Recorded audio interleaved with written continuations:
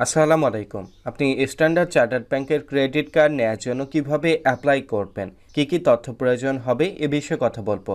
আপনি সরাসরি একটি ব্রাউজার ওপেন করবেন। অবশ্যই ডেসক্রিপশন বক্সে লিংক দেয়া থাকবে।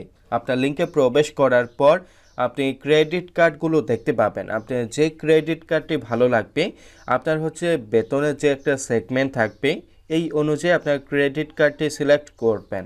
সিলেক্ট করার পর আপনি ক্লিক করবেন। ক্লিক করার পরে আপনার ক্রেডিট কার্ডের সুযোগ সুবিধা দেখার জন্য আপনি স্ক্রল করে নিচের দিকে আসবেন। আসার পর আপনি সুযোগ সুবিধাগুলো দেখতে পাবেন। এরপর আপনি সরাসরি অ্যাপ্লাই করার জন্য আপনি অ্যাপ্লাই নাও এই অপশনে ক্লিক করবেন। অ্যাপ্লাই নাও এই অপশনে ক্লিক করার পর আপনার সবচেয়ে বড় একটি ইম্পর্টেন্ট বিষয় হচ্ছে আপনার ক্রেডিট কার্ডটি নেওয়ার জন্য অ্যাপ্লাই করার জন্য আপনার বয়স মিনিমাম 21 থেকে 65-র মধ্যে হতে হবে। আপনার বাংলাদেশের একটি মোবাইল নাম্বার থাকতে হবে এবং আপনার একটি স্টেবল ইনকাম থাকতে হবে। এরপর আপনি আপনার নামটি বসাবেন। আপনার অবশ্যই ফুল নেম বসাবেন। এরপর আপনার মোবাইল নাম্বার বসাবেন। আপনার মোবাইল নাম্বার বসানোর পর আপনাকে ইমেল আইডি বসাতে হবে। আপনার ইমেল আইডি বসাবেন। এরপর আপনাকে সিটি বসাতে হবে। আপনার সিটিটি বসাবেন। আপনার সিটি বসানোর পর আপনাকে হচ্ছে আপনার প্রোডাক্ট সিলেকশন করতে হবে। আপনি যে কার্ডটির জন্য আপনি অ্যাপ্লাই করবেন, আপনি প্রোডাক্টটি আপনি সিলেক্ট করবেন। সিলেক্ট করার পর আপনার যদি প্রোমো কোড কোনো থাকে, আপনি প্রোমো কোডটি বসাতে পারেন, অথবা চাইলে আপনি অ্যাভয়েড করতে পারবেন।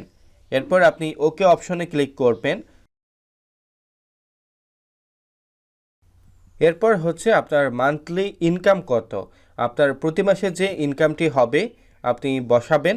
এখানে আরেকটি বিষয় হচ্ছে আপনার যদি কোনো ডিডাকশন অ্যামাউন্ট থাকে, আপনার যদি কোনো লোন থাকে বা কোনো ট্যাক্স থাকে, এটা ডিডাকশন করার পর যে অ্যামাউন্টটি হবে আপনি সিলেক্ট করবেন। সিলেক্ট করার পর আপনাকে জন্ম তারিখ বসাতে হবে। আপনার জন্ম তারিখ বসাবেন। এরপর আপনার জেন্ডার সিলেক্ট করবেন। সিলেক্ট করার পর আপনি মেরিট হলে আপনি অবশ্যই অন করবেন। আপনি আনমেরিট হলে এই অবস্থায় আপনি রাখতে পারবেন। এরপর আপনি ওকে অপশনে ক্লিক করবেন। ওকে অপশনে ক্লিক করার পর আপনি যে ইনফরমেশনগুলো সাবমিট করবেন, আপনার তথ্যগুলো অবশ্যই সাবমিট হবে। এরপর আপনি একটি রেফারেন্স নাম্বার পাবেন। আপনার তথ্যগুলো সাবমিট হওয়ার পরে আপনার সাথে ব্যাংক কর্তৃপক্ষ কমিউনিকেশন করবে। এরপর হচ্ছে আপনাদের প্রশ্ন থাকতে পারে কত চার্জ রাখা হবে, কত স্যালারি থাকতে হবে এবং কি তথ্য প্রয়োজন হবে। এই বিষয়গুলো নিয়ে কথা বলে আসি ব্যাংক কর্তৃপক্ষের সাথে। শুভ সকাল, মৌরি বলছি। আজ আপনাকে কিভাবে সহায়তা করতে পারি?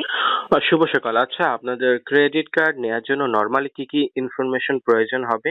স্যার, ইনফরমেশন বলতে ডকুমেন্টস এর কথা জানতে চাচ্ছেন? কি কি জি, জি। ডকুমেন্টস প্রোভাইড করতে হবে? আচ্ছা, এটা হচ্ছে আপনার লাস্ট 1 বছরের স্যালারি 6 মাসের স্যালারি সার্টিফিকেট, আপনার আচ্ছা, লাস্ট 1 বছরের ব্যাংক স্টেটমেন্ট, আচ্ছা। ব্যাংক আর আইডি কার্ড, ছবি, 3 সার্টিফিকেট, এগুলো তো জেনারেল, এগুলো লাগবেই। আচ্ছা, আমার বেসিক স্যালারি কত হতে হবে?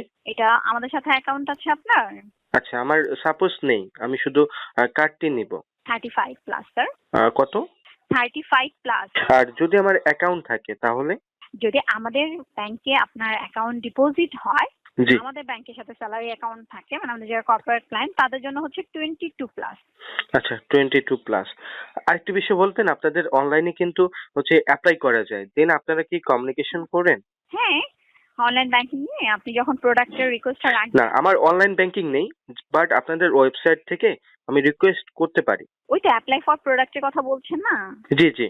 হ্যাঁ, ওখান থেকে করলেও আমাদের কার্ড ডিপার্টমেন্ট থেকে আপনার সাথে কমিউনিকেশন করা হবে। আচ্ছা, কত চার্জ রাখা হবে? স্যার, আমাদের প্রথম যে কার্ডটা ভিসা ক্লাসিক, যেটার লিমিট ম্যাক্সিমাম থাকবে 69,000, আচ্ছা। সেটার জন্য আপনার অ্যানুয়াল ফি চার্জ হবে 1500 টাকা প্লাস 15% ভ্যাট। আর কোনো চার্জ হবে? কোনো মেসেজ অ্যালার্ট ফি?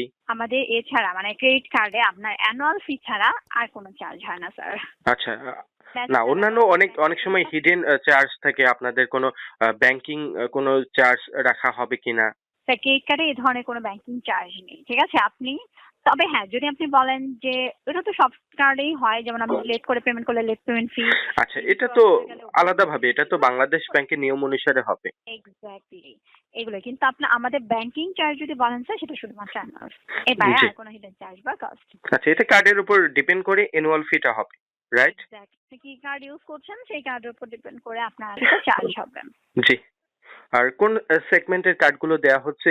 মাস্টার কার্ড বা হচ্ছে ভিসা কার্ড, কোন সেগমেন্ট দেয়া হচ্ছে আপনাদের? মাস্টার দুটোই দেওয়া হচ্ছে। আপনি ভিসা ইউজ করতে চাইলে ভিসার জন্য বলে দিবেন। মাস্টার হলে মাস্টারের জন্য, বাট আমরা ভিসা মাস্টার দুটোই দিই স্যার। Okay, thank you. হ্যাঁ, ঠিক আছে। Thank you so much. কথা ছিল মৌরির সাথে। ভালো থাকবেন। এই হচ্ছে ব্যাংক কর্তৃপক্ষের সাথে কমিউনিকেশন। আশা করি ভিডিওটি আপনাদের অনেকটা উপকারে আসবে। ভিডিওটি যদি উপকারে আসে অবশ্যই একটি লাইক দিবেন, শেয়ার করবেন। একটি রিকোয়েস্ট, যারা নতুন দর্শক অবশ্যই সাবস্ক্রাইব করবেন। আশা করি ভিডিওগুলো ভালো লাগবে। সবাই ভালো থাকবেন, সুস্থ থাকবেন।